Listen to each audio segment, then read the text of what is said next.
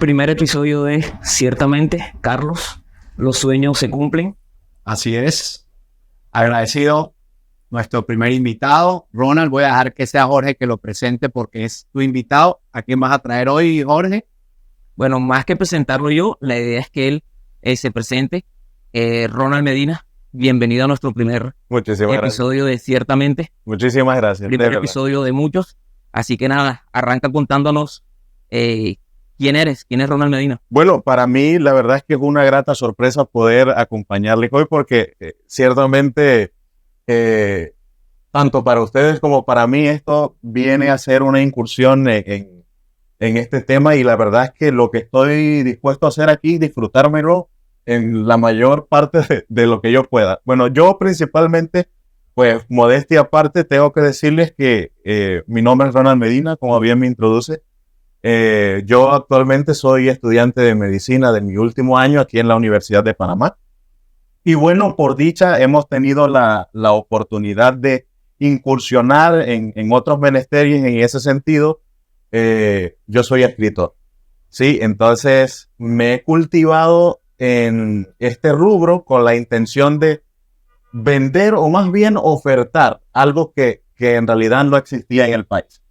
No quiero ser una persona que falta la modestia, ni mucho menos. Sin embargo, cuando nosotros revisamos el arsenal literario que existe en Panamá, descubrimos que muy poco se habla de antropología poética o poesía antropológica. Sí existen algunas, digamos... Yo te voy a decir algo y te voy a interrumpir. Me dice poesía antropológica. Llévame al contexto. Okay. Porque se me mezcla agua y aceite en la cabeza. Medicina, antropología, poesía, ¿cómo construyes? Vamos a los militares de la paz, o sea, o eres de la guerra o eres de la paz. Entonces, ¿cómo se consume ese término? Bueno, en realidad la antropología poética es un término recientemente acuñado. Probablemente comenzó a sonar durísimo en Sudamérica, sobre todo en algunas academias chilenas por allá por 1980 aproximadamente. Sin embargo, es un género que existe desde que la poesía existe, porque la poesía surge como el intento de los pueblos de intentar contar su historia. Entonces, no existía algo como la escritura en la prehistoria, entonces la oralidad, y de alguna forma la poesía lo que ayudaba era a perpetuar la memoria. De ahí entonces que vengan los famosos poemas épicos de Homero, con la Odisea, la Ilíada, etc.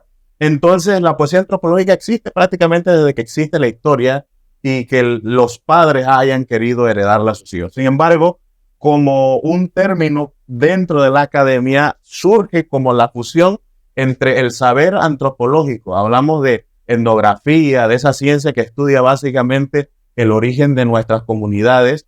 Y bueno, felizmente se casa con la poesía como un intento por, digamos, estimular la memoria mediante la evocación de emociones.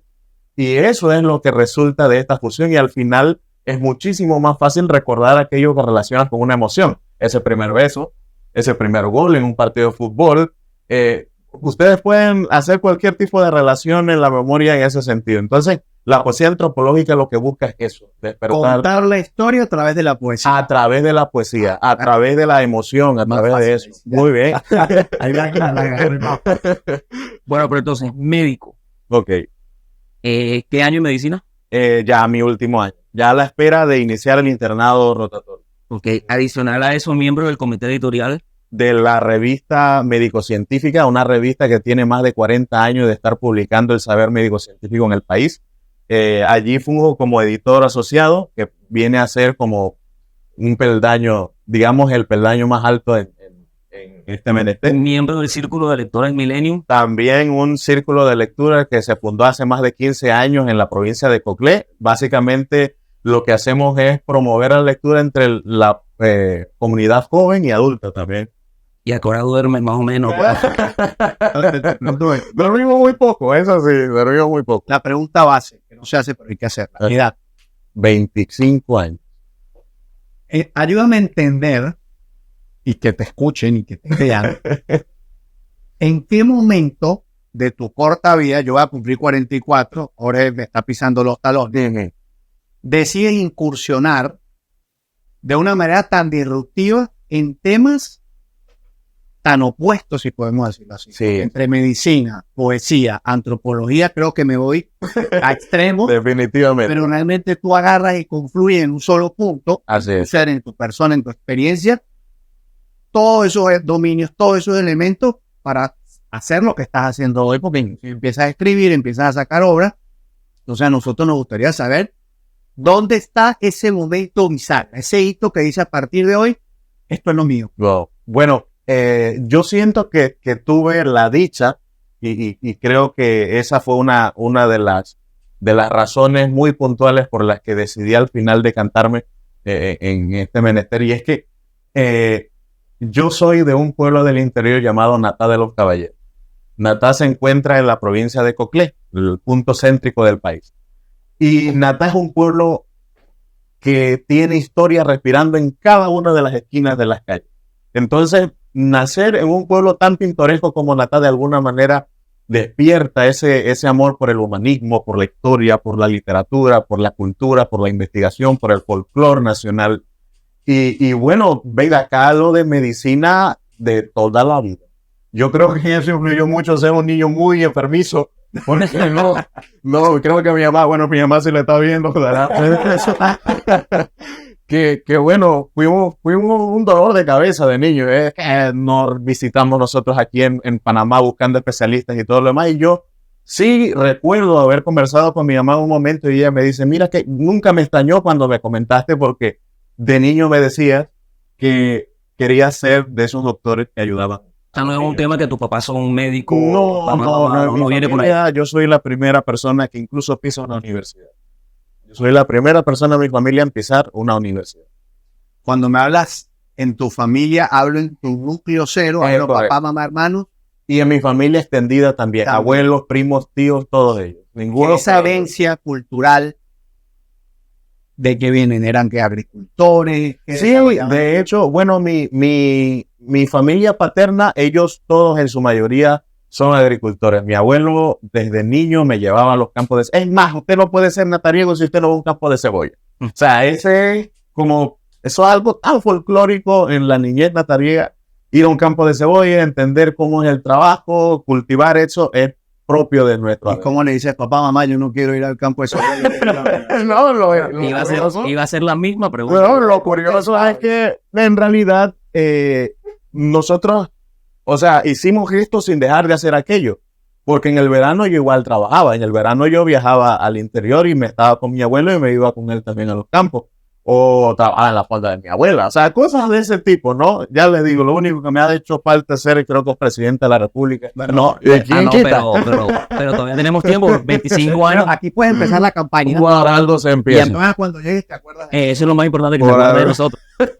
En algún momento. Por algo se inicia. Pero sí, creo que mi abuelo marcó también una influencia muy importante. Mi abuelo es trovador. Okay. Mi abuelo comenzó escribiendo.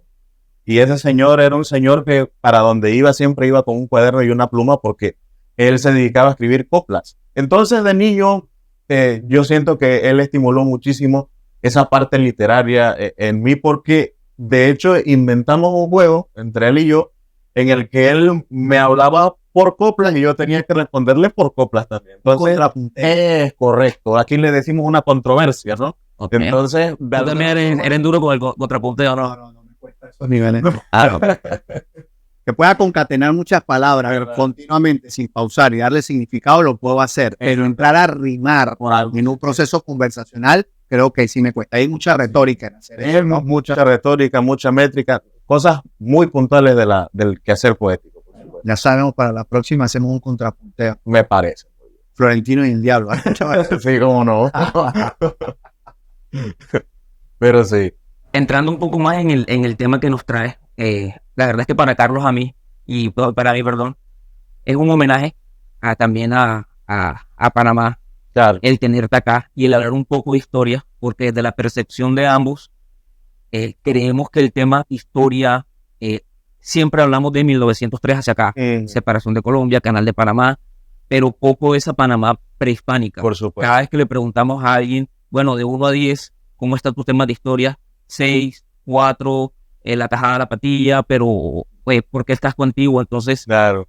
tener 25 años, traerte acá y que nos cuentes la historia, la verdad es que para mí, en lo personal, es un homenaje a lo que representa o a lo que va a representar ciertamente. Por supuesto. Entonces queremos que nos cuentes un poquito historia, A ver, de dónde venimos y para dónde vamos. caramba, ¿por dónde empezar? Yo pienso que lo medular es lo que acabas de decir. Cuando hablamos de Panamá es un desacierto, o sea, es un exabrupto decir que Panamá comenzó en 1903. Panamá tiene una historia extraordinariamente rica y ni siquiera hablamos del colonialismo que pudo haber sido en 1500 aproximadamente, no, muchísimo antes de que incluso llegaran aquí. Me suena en la memoria el incidente de Cristóbal Colón con el Quibián o sea, mucho antes de esos primeros acercamientos entre los españoles y nuestros indígenas, aquí hay una historia que no se ha contado y es una historia que yo he intentado contar a través de Requerimientos, que es el nombre del libro que publicamos en el 2022, porque como les comentaba, yo soy de Natá de los Caballeros. Y Natá en la historia de este país juega un papel importantísimo, no solamente como la cuna prácticamente de la cultura panameña, sino como esa ciudad punta de lanza en el colonialismo, en el término de la encomienda, en el término del feudalismo aquí, en el término inclusive de la época colonial.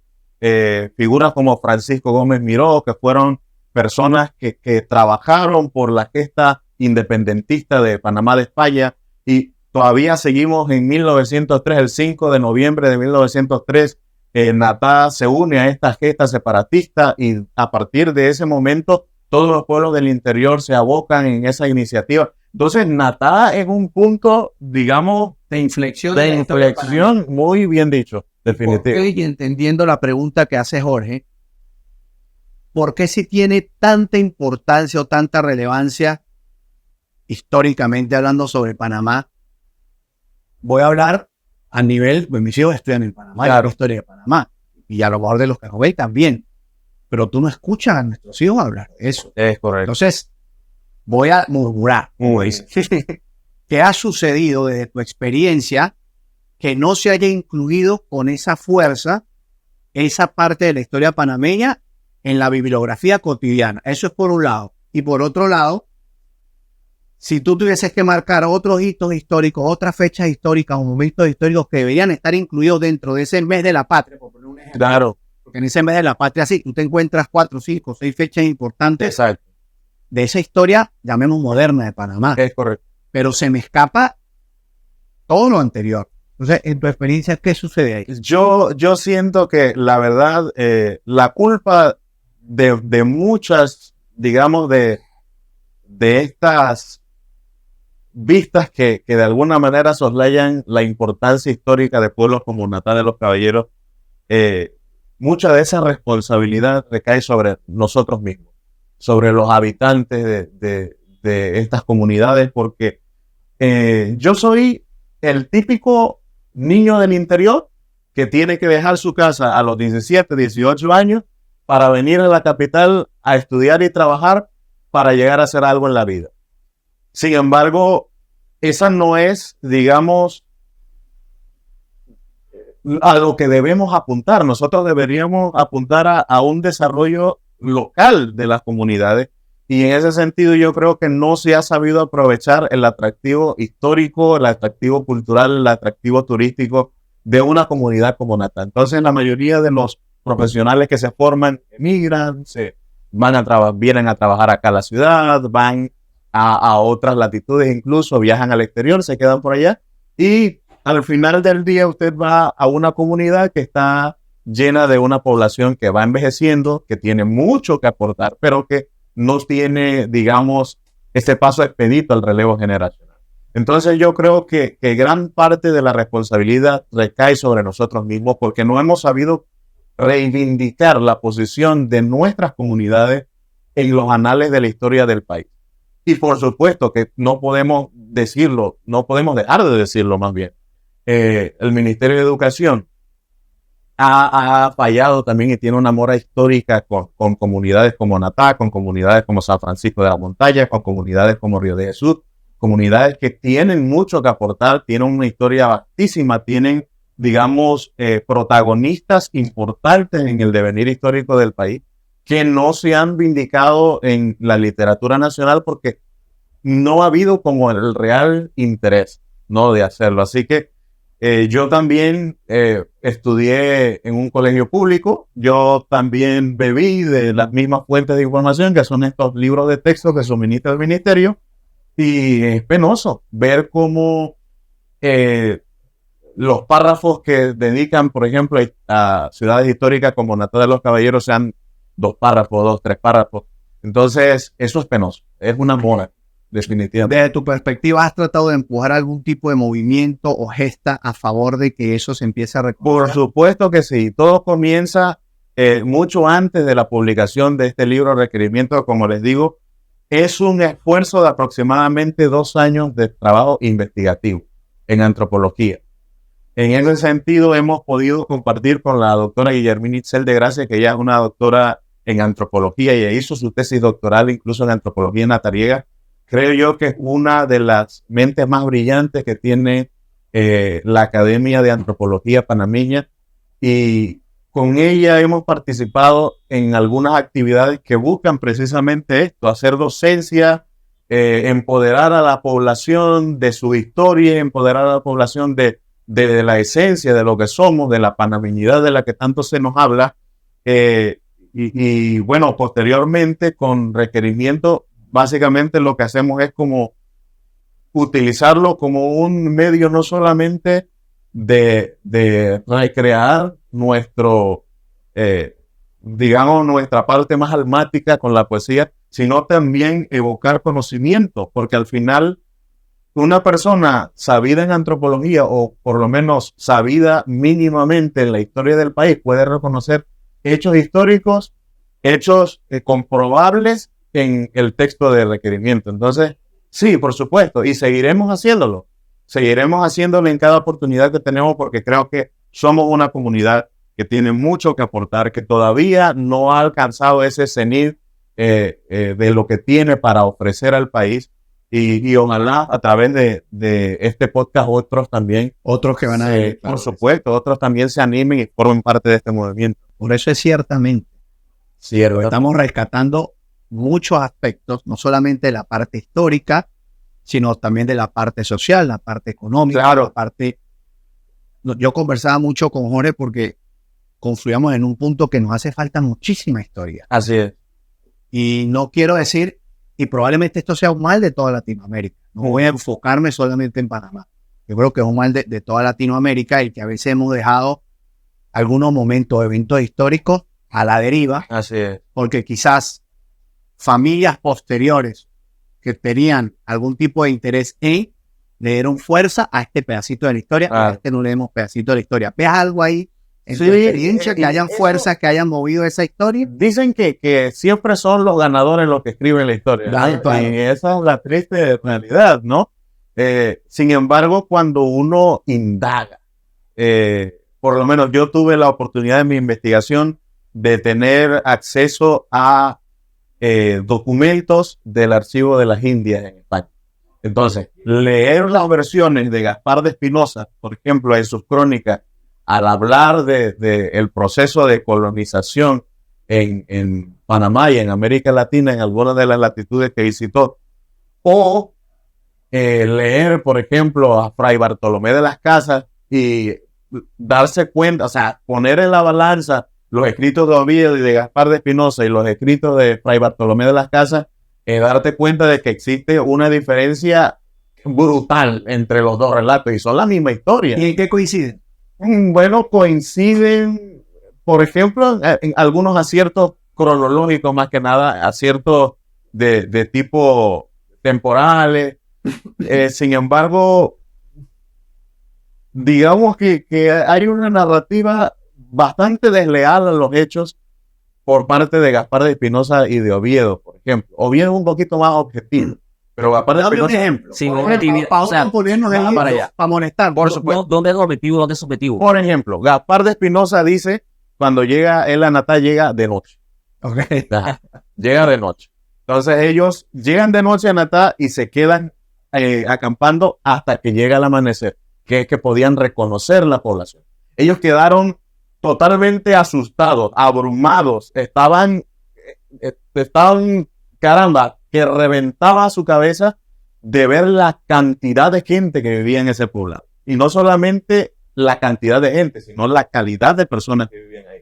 Es el mismo Gaspar de Espinosa que dice, no hemos conocido gente más culta, más inteligente, más apuesta, más bien arreglada, más bien vestida, en todo lo que hemos recorrido de Panamá hasta este momento como la gente de Natá. Sin embargo, él dice, por ejemplo, que los acercamientos con el famoso cacique de Natá fueron acercamientos bien... Hostiles. No, por el contrario, fueron acercamientos honrosos. Él le leyó el requerimiento español, que fue un documento de 1513, que prácticamente lo que decía era, ustedes tienen derecho a hacer y disponer lo que ustedes quieran, porque así lo dice la iglesia y así lo dice Dios. Entonces, al final del día, cuando usted compara eso con la realidad que narra, por ejemplo, el Fray Bartolomé de las Casas, usted se da cuenta de que de honroso No hubo nada. para no decir no hubo nada. Prácticamente mataron de hambre al pobre indio y tuvo que salir huyendo. Asaltaron el bohío principal, asaltaron toda la ciudad. El indio tuvo que irse huyendo como estaba sin provisiones y apresaron a sus hijos y sus mujeres. Entonces el pobre hombre tuvo que venir como alma en pena hasta donde estaban Gaspar de Espinosa, y ese pobre cacique maltrecho, un hombre que había sido poderoso entre los poderosos en el interior del país, pues al final tuvo que sucumbir bajo el azote español. Y lo más curioso es que estamos hablando de la Panamá prehispánica y es lo mismo que pasa ahora con los medios. Tú coges 2 periódicos, coges 2 noticieros, coges 2 canales de televisión y con el que te quedes te vas a quedar con esa realidad. Es correcto. Para no meternos en política, temas, pero si el gobierno es bueno para X televisora, el gobierno es bueno, y si el gobierno es bueno para... Claro, al final es como dicen, ¿Y con qué nos quedamos? Dicen uno con el otro. que el lobo siempre es malo cuando Caperucita es la que cuenta la historia. Sí.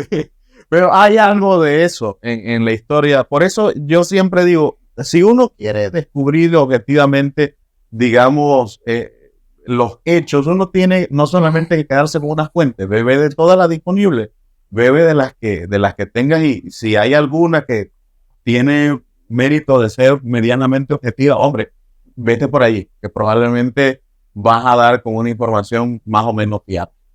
Lo llama Ronald y Ronald te saca Pecho en fuente. te saca Te saca el problema. No me la sé toda, pero por lo menos, caramba, hemos venido cultivándonos en esto desde hace ya bastante tiempo. Roland, tu experiencia, y te digo porque viene de esa rama de la antropología, normalmente a la gente le cuesta un poquito entender la antropología.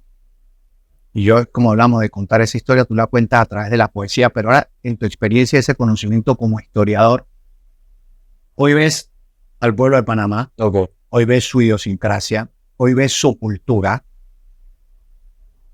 y tú tienes en tu cabeza, porque muy pocos en Panamá quizás tienen ese conocimiento histórico, rescatas de la cultura hoy de Panamá esencias que tú sí observaste en esos descubrimientos, en esas historias, y dices, mira, esto es porque así se vio hace 400 años.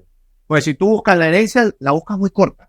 Sí. Te cuesta. Entonces en tu experiencia tú dices, mira, sí hay mucho de esta idiosincrasia. O de no, esta cultura. no solo eso, errores históricos que se volvieron a cometer. Por ejemplo, de las cosas aquí preparando temas es el tema de la invasión. Correcto. En nuestra época fue temas de canal, anteriormente fue temas de ferrocarril, Sí. pero ya hubo una invasión que eso muy poca gente lo sabe. Es correcto. Entonces, ¿qué de eso, apoyando a Carlos, qué errores se cometieron que estamos volviendo a cometer ahora con la sociedad? La pregunta es interesante y la verdad es que abre un parangón enorme para la reflexión, porque, a ver, Panamá fue una nación que fue sometida muy, muy pronto en comparación a muchos a muchos países de la región. Probablemente por su posición geográfica despertó un interés mucho mayor en comparación con otras latitudes, ¿no? Y Panamá se convirtió por su posición en ese atractivo, no clave para expandir el imperio al resto de las Indias, ¿no? Y yo sí puedo entender en lo que conozco de historia que sí existe, por ejemplo, algunos matices en nuestro comportamiento que son muy similares a los primeros. Por ejemplo, tenemos una población que hoy día se habla mucho de alianza y recientemente se hablaba mucho de alianza.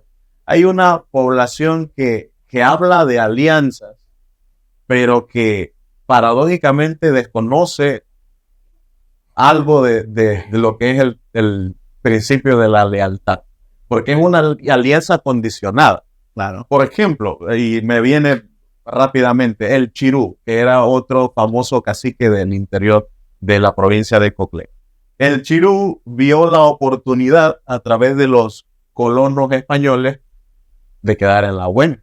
Entonces al final traiciona al cacique Natá y dice, no, que si tú sigues por aquí hay un pueblo rico en oro, rico en tierra, no hay como esa, eso es una cuestión increíble, vete por aquí y va a dar.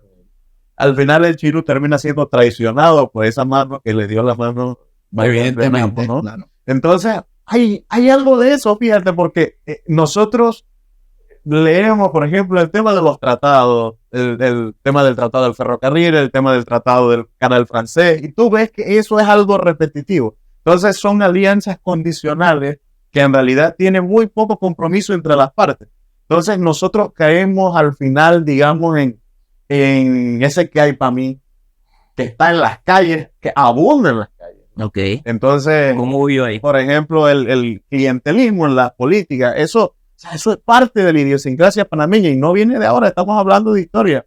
Estamos hablando del Chirú de Antón. Estamos hablando de todos estos, digamos, de estas entidades, de estos personajes que de alguna manera moldearon nuestro comportamiento y que eso ha quedado como parte de nuestra subcultura. Esa cultura de la que nadie habla, pero que es propia de nuestra naturaleza. Yo voy a hacer un test aquí. Me la voy a inventar. Yo voy a leer una. Voy a leer una. Ya me estás asustando. Yo voy a leer una del libro de requerimientos, Okay. Ronald, que es la poesía antropológica. Correcto. Porque, claro, leo, evidentemente, palabras que no están dentro de mi estructura de coherencia, pero voy a agarrar una. Aperreamiento. Ya va. Yo lo voy a leer y tú después nos vas a enseñarme. Vale. Para calla de espejos rojos enrojecidos en las fieras lenguas y pies del requeridor. Las bestias arremeten ebrias sobre tu lagar de indios sarmientos, siempre deseados por el hambre de los perros. ¿Dónde nace, con todo el respeto, porque esto se ve que hubo pasión, esta poesía, este poema en particular? Aperreamiento hace alusión a una, y fíjese que eso no lo cuenta Gaspar de Espinosa. No fue que esto fue que lo preparamos. En vivo. En vivo. De televisión en vivo. Creo que se nota. Lo cierto es que aperreamiento era un método de flagelo, un método de ejecución que tenían los españoles con la población indígena.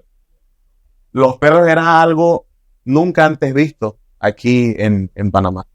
Y menos esa clase de animal. Okay. Entonces, de hecho, las yeguas, las vidus que llaman los indígenas, eso era una cosa, cuando ellos veían eso, esto es algo divino, esto es un dios. No hay otra explicación, esto es algo que nunca hemos visto. Entonces, el aperreamiento era un método de ejecución que prácticamente consistía en que mataban los perros.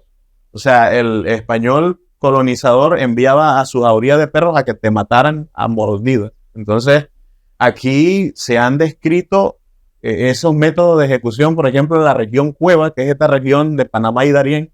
Allí se practicaba mucho el aperreamiento y era algo, digamos, que formaba parte Bueno, yo mira, me estoy Sí. con todo el respeto, menos mal que se llama ciertamente porque no tenía ni la menor idea. Sí, Y de verdad me sorprende porque los 4 hojas, 5 hojas que he visto, creo que hay mucho dolor aquí, ¿no? también. Creo que recoge mucho del sufrimiento, de la También. esclavitud, de esa tortura constante que quizás vivieron todos los países de Por supuesto. Latinoamérica. Bueno, digo no de Latinoamérica, de América, porque la palabra latina viene de España, Así de es. nosotros.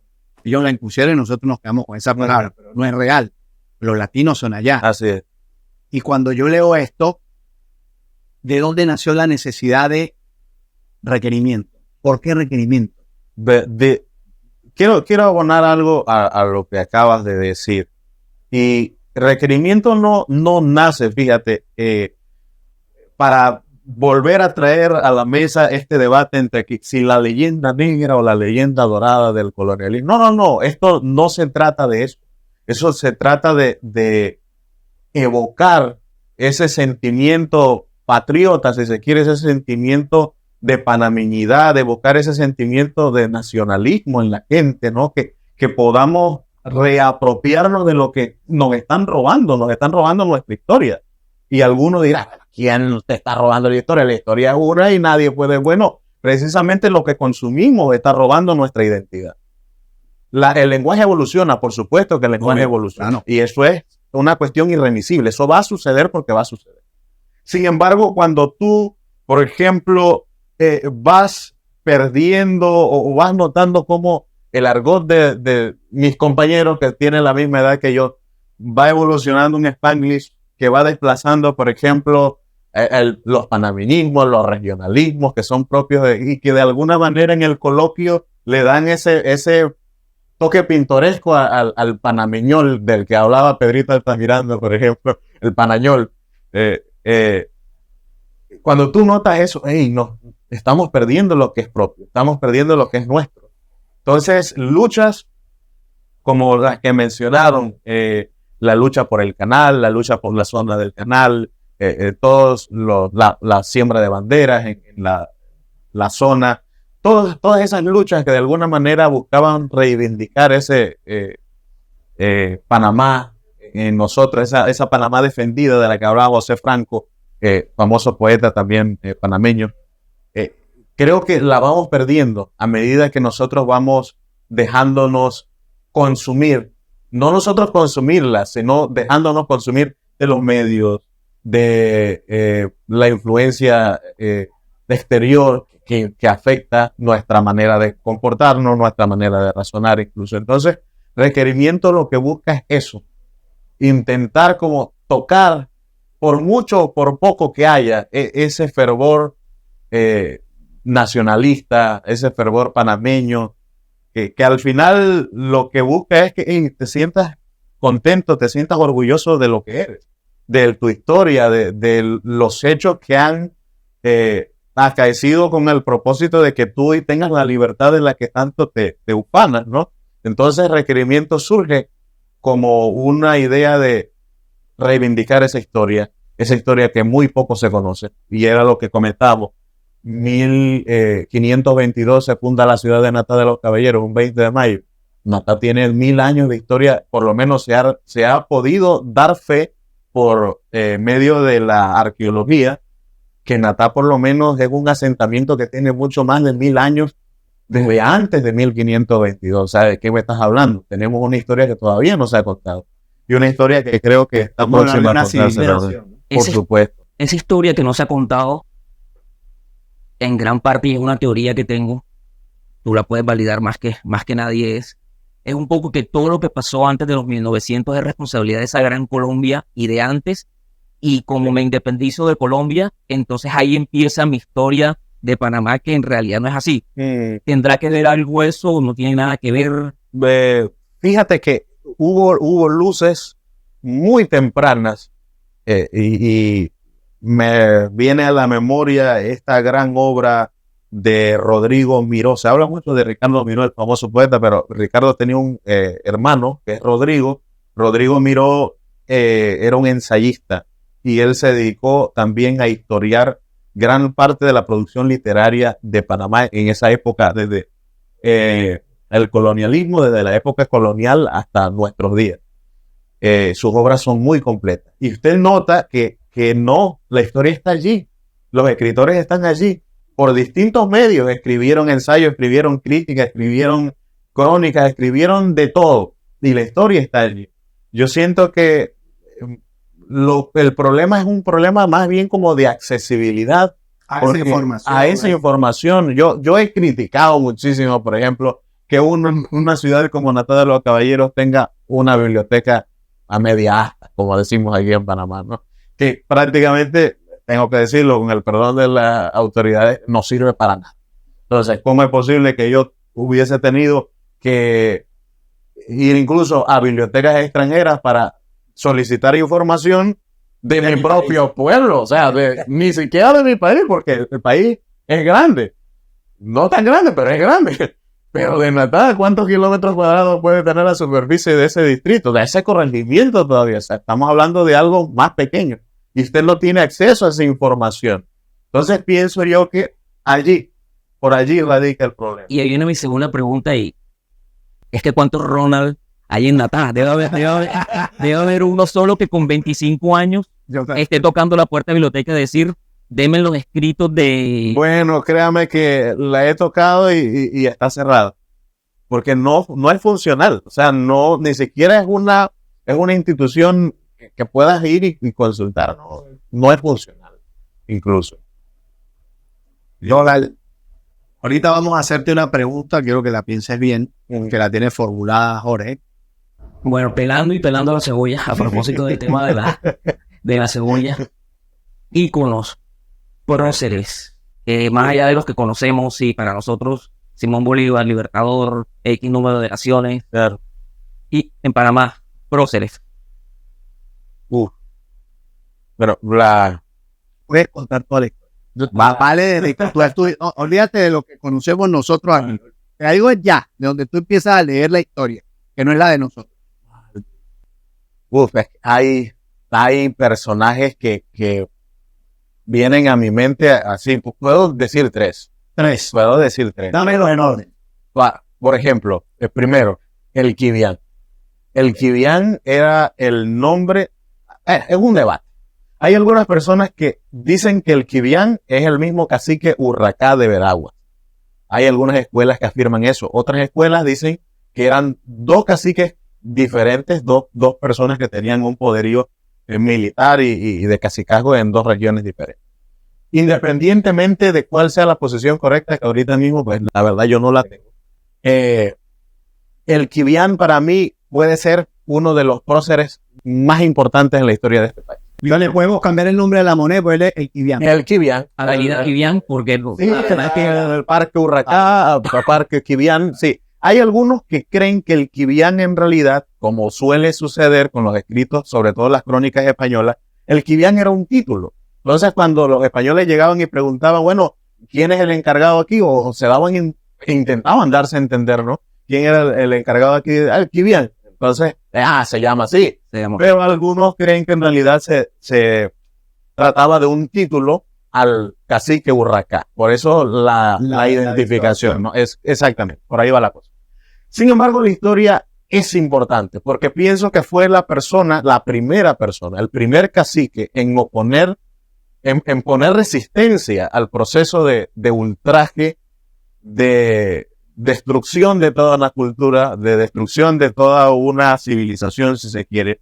Porque venga, por ejemplo, en Natá, usted lo dijo muy bien, nosotros no nos ufanamos de eso, sin embargo yo pienso que estamos a la altura de esas expectativas. Natá era una civilización con un dialecto propio, una civilización con un sistema de organización social muy bien estructurado. De eso da fe, por ejemplo, el sitio Conte y todos los sitios de entierro, los ajuares que han encontrado y la disposición de lo que era el atavío exterior, la indumentaria de oro, todo eso. ¿Nunca has escuchado el ajuar de la novia? Para eso estamos. Ciertamente. Por algo se empieza, carajo.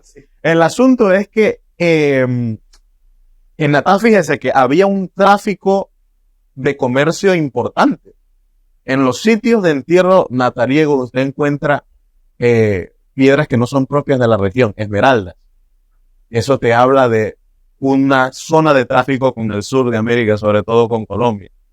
Encuentras también, por ejemplo, se han encontrado ornamentos de las civilizaciones de Mesoamérica. Estamos hablando de a los aztecas, algunos atisbos de restos mayas. Entonces, ahí lo que tú ves es que Natá era un punto de encuentro de comercio importante entre civilizaciones de la región. Entonces, en ese sentido, nosotros estamos todavía en pañales a la hora de saber a ciencia cierta cuáles eran las relaciones entre las regiones, ¿no? Y el Quibián representaba esos ideales. Y el Quibián prácticamente viene a convertirse en una figura que viene a cobrar importancia sobre todo en los movimientos sociales. Esa figura aguerrida que se opone a la opresión, a la oposición.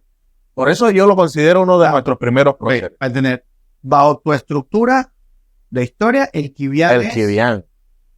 Uno, el prócer arriba. Número 1. Es correcto. Okay. Número 2.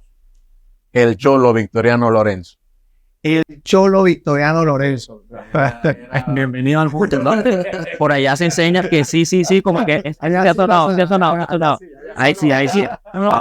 El Cholo Victoriano. No, sí, definitivamente uno de los más grandes orgullos de la provincia de Ucoclé es Victoriano Lorenzo, que se ha querido desprestigiar mucho, ha querido desprestigiarse mucho su figura, sobre todo en las redes sociales, gente muy malintencionada y muy desconocedora de la historia en realidad. Pero la figura de Victoriano Lorenzo como un militar liberal que prácticamente encabezó todo un movimiento social a favor de nuestra independencia. Venga, eso no es poca cosa. Por eso yo siento que en Victoriano Lorenzo convergen no solamente los sentimientos de libertad del pueblo coclesano, sino que en él converge prácticamente el ideal libertario de toda la nación panameña. Por eso cuando él muere aquí en la plaza de Francia, una de las expresiones que se dice que él votó fue: yo muero como murió Jesucristo. Y algunas personas se escandalizaron, un blasfemo, un hereje, ¿cómo se atreve a un padre así? No hay marco de comparación. Sin embargo, usted entiende que en la teología cristiana Cristo murió por la libertad de los hombres. Y Victoriano Lorenzo, en su muerte, vino a ser también un tipo de libertario. Fue un mártir de la libertad panameña.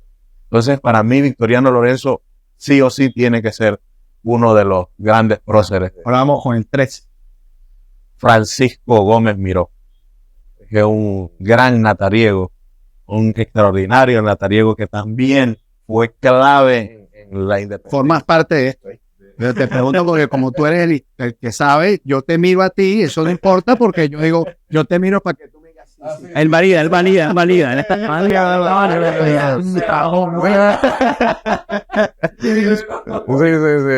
No me está dejando mentir. No, que es lo que me gusta porque me está trayendo eso. O sea, hay sangre aquí. Colombiano, venezolano, dirá la gente, bueno, y estos dos a ir a ver el tema del arte, pero el que está manejando el arte aquí está ahí, ¿sí o no es? Ese es nuestro punto medio, Él tiene la paleta, ¿es así? Yo sí, no. Sí, definitivo. Francisco Gómez Miró, una figura que digo, tiene sí o sí que cobrar de aquí en más, y es que ya hay algunos movimientos que han intentado, pero sí o sí tiene que dársele la vindicación debida a este gran natariego, porque con su oratoria, con su manejo de la retórica, fíjese que mucha gente utiliza armas de fuego para liderar, como fue el caso del caudillo Victoriano Lorenzo. Era un militar, gente que manejaba influencia militar, armas y todo lo que es el poder con armas. Es correcto. Sin embargo, Gómez Miró utilizaba un recurso diferente. La pluma y el papel. La pluma y el papel. Y la oratoria. Y era un hombre que a caballo recorría los pueblos del interior llevando esos ideales, y al final del día fueron los que hicieron que todo el interior del país se consolidara en ese ideal independentista.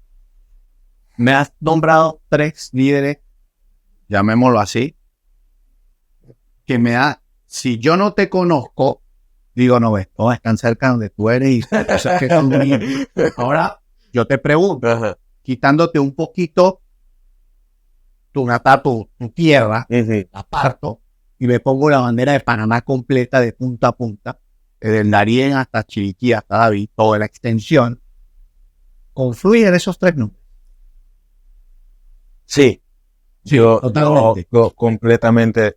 Porque incluso es muy difícil que por muy chiricano, santeño o colombiano, darienita que tú seas, es muy difícil que tú no te puedas identificar, por ejemplo, con Victoriano Lorenzo, con figuras de este talante. Entonces el país, yo pienso que ellos incluso se convierten en estandartes de la nación panameña. El pabellón es uno solo, pero hay estandartes que son nuestros referentes, por ejemplo, en las luchas sociales por el bien de la población. Sí, definitivo. Sí. Suéltalo, DJ. Ronald, ¿qué proyectos anda?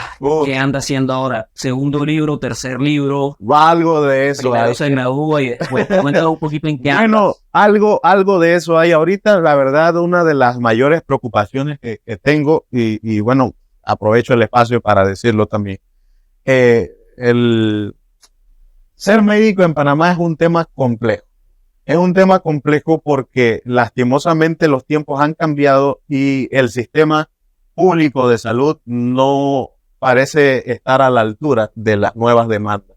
Entonces, ahorita mismo en Panamá la ley regula el ejercicio de la profesión exclusivamente para panameños. Eso por un lado. Sin embargo, eso no es suficiente. Para poder ser médico en Panamá, usted después de graduarse en cualquiera de las universidades reconocidas y acreditadas por el país, usted tiene que hacer 2 años de internado. 1 año de internado en un hospital de la capital y 1 año de internado en el rural, que llaman, ¿no?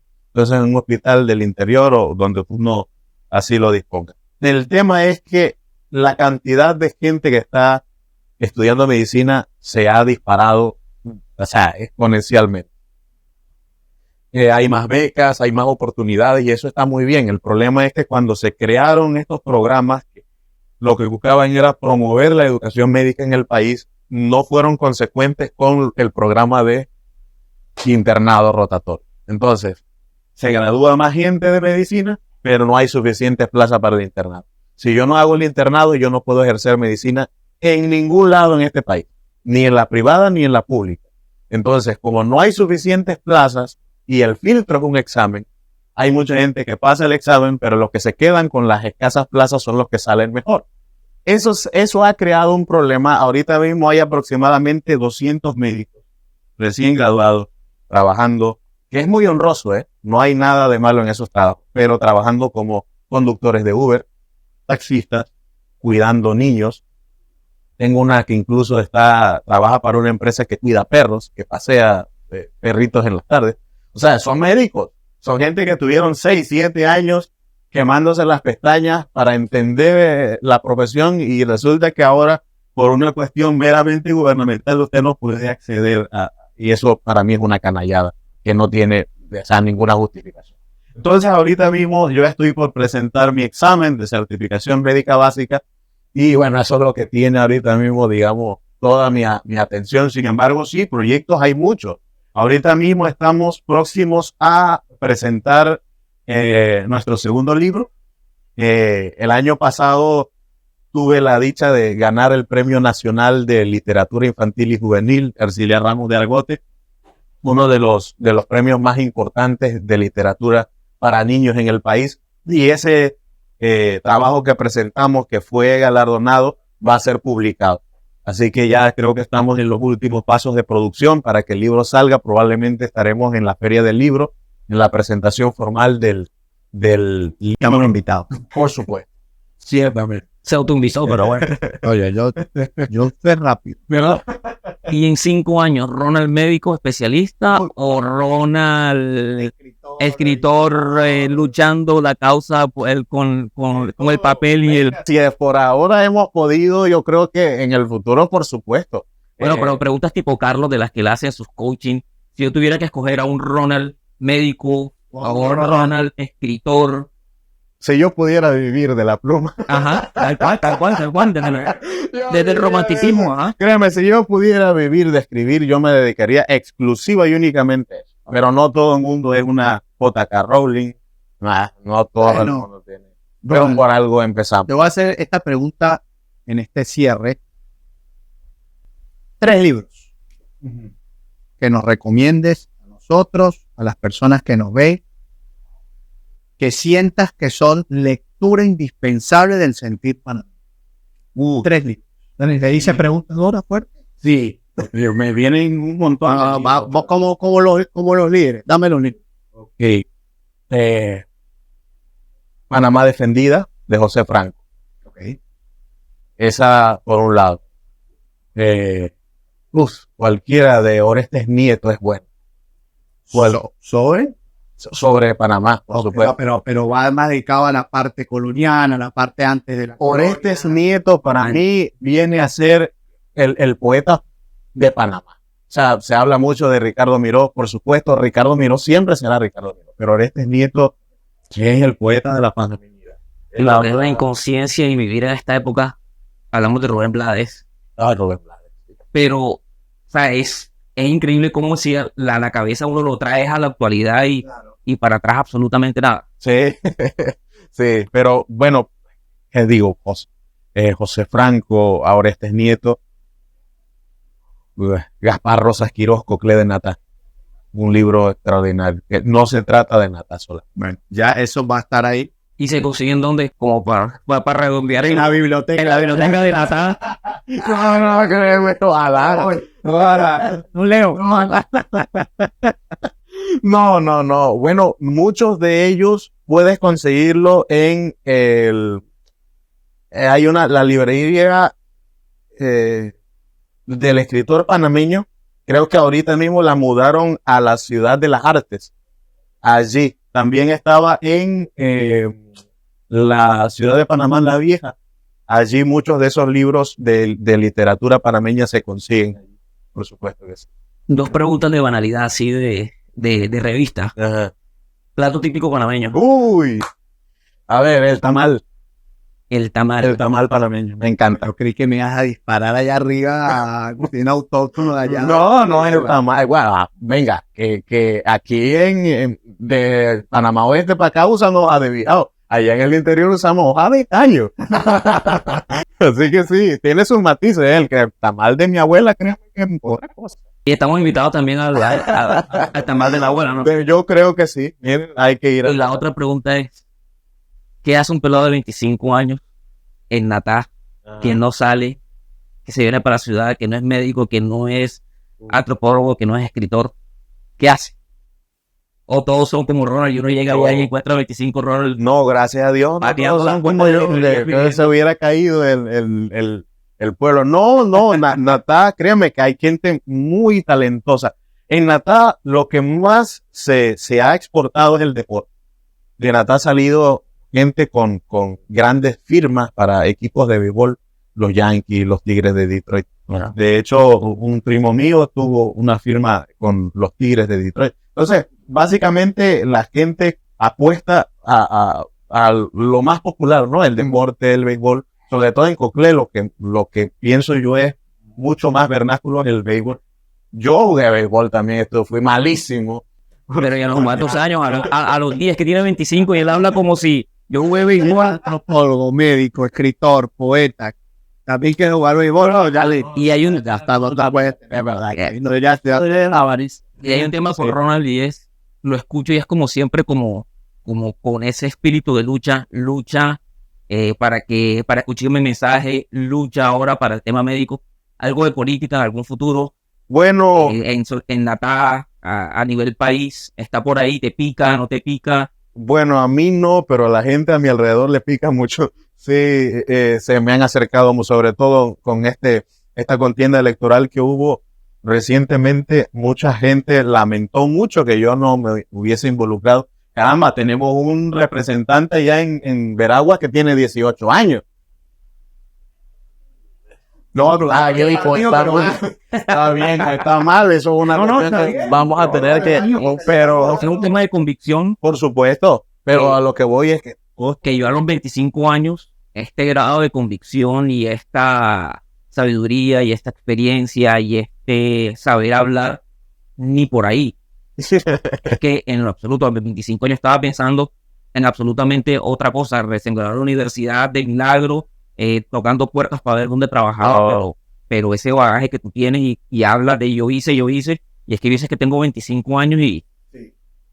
bueno, créanme que no ha sido ni con ninguna pretensión, ni mucho menos, pero humildemente es lo que hemos logrado hacer durante este tiempo. Una de las cosas que yo entendí muy pronto es que el tiempo es único y la vida se nos va. Es un día menos. Es que cuando tú eres niño, tú no eres consciente de eso. O sea, tú recuerdas los acontecimientos, recuerdas, sí, me acuerdo que yo jugaba pelota, esto y lo otro. O sea, el tiempo discurre de una manera muy diferente cuando tú eres niño, pero cuando tú te vas haciendo consciente del paso de los años, tú dices, chuzo, esto que estoy haciendo por mi vida. La pandemia fue una cuestión que a mí me golpeó muchísimo, porque yo decía, en el futuro tendré hijos, tendré nietos, y ellos seguro, una de las preguntas que le van a hacer en algún momento de su vida escolar es, vayan donde su abuelo y pregúntenle qué hizo para la pandemia. No, yo estaba en la casa viendo TikTok. No, PlayStation. No, o sea, y no tiene nada de malo que tú saques tiempo para ver TikTok y para ver ciertamente. Pero, ¿qué digo? O sea, yo decía, Está contratado. yo decía, no, hombre, a mí me gustaría decirle a mis hijos, mire, yo aproveché el tiempo, yo hice esto, yo comencé a trabajar. Yo trabajé vendiendo cursos de inglés en la pandemia. Eso muy poca gente lo sabe. Yo hago diseño gráfico, soy freelancer. Nunca estudié diseño. Cuidado de mí, agua de vida, podemos No pasar aquí. estudié formalmente diseño gráfico, pero comencé muy pronto. Y ahorita mismo, bueno, tengo la oportunidad de trabajar con brokers de bienes y raíces.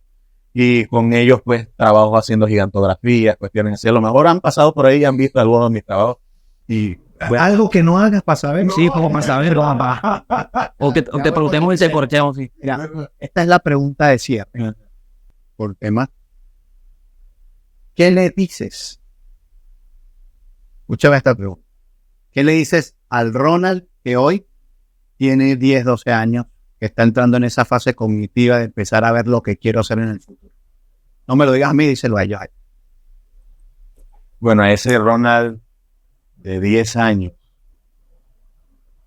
Fíjate que ese Ronald de 10 años fue un Ronald muy sufrido. Un Ronald que tuvo que encarar muy temprano situaciones muy difíciles. Pero le diría lo mismo que me vengo diciendo todos los días desde que me hice consciente de esa dificultad. Tú puedes, no te rindas. Tú puedes. El límite está en tu mente. Lo que tú te propongas, puedes hacerlo. Sin importar las dificultades de ahora. Tú puedes. No mires, creo que fue Salomón el que dijo, tus ojos miren lo recto y diríjanse tus párpados hacia lo que tienes adelante. ¿Algo más para el cierre? Ya. Yo imposible ya, sin palabras.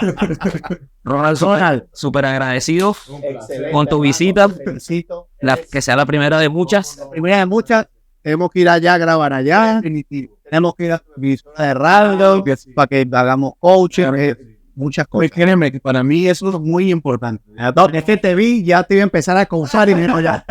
Es que Sí, que sí. pensar. ¿Y qué? No, Que si volvemos a la biografía, se nos olvidó que tiene programa de radio y demás. Ahí nos quedamos otra media hora. pero bueno, me agradezco mucho. No, yo agradezco muchísimo, la verdad. Y yo creo que el objetivo se cumplió con creces, entender un poco más de dónde venimos, para dónde vamos y como un representante de la tierra como eres tú. Gracias, Ronald. Gracias. Bueno, nos vamos a ver embajadores de tu tierra. Definitivo. No, ya lo somos ya. Y después te pasó el Yapi. Claro. Como hacía el cacique comercial, ya con yo empezamos lejos. Este es Vasco Núñez de Balboa. Gracias. Gracias, nos vemos, hasta luego.